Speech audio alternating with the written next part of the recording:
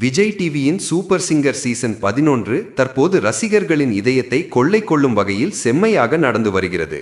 ஒவ்வொரு வாரமும் போட்டியாளர்கள் தங்கள் தனித்துவமான குரல் திறமையால் ரசிகர்களை ஆச்சரியப்படுத்தி வருகின்றனர்.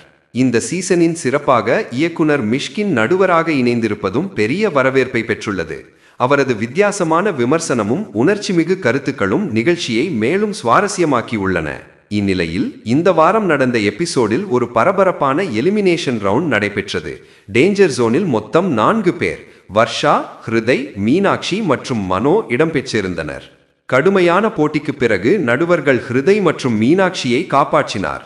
இதனால் மீதமிருந்த வர்ஷா மற்றும் மனோ போட்டியிலிருந்து வெளியேறிவிட்டனர்.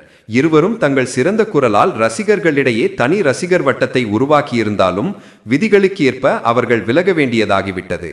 அவர்களின் பிரிவால் ரசிகர்கள் சமூக வலைதளங்களில் சோகத்தை பகிர்ந்ததோடு மீண்டும் பெரிய மேடையில் காணலாம் என நம்பிக்கை தெரிவித்துள்ளனர். அடுத்த வாரம் சூப்பர் சிங்கர் 11 யார் பிரபலமாவார்கள் என்பதை ரசிகர்கள் ஆவலுடன் காத்திருக்கின்றனர்.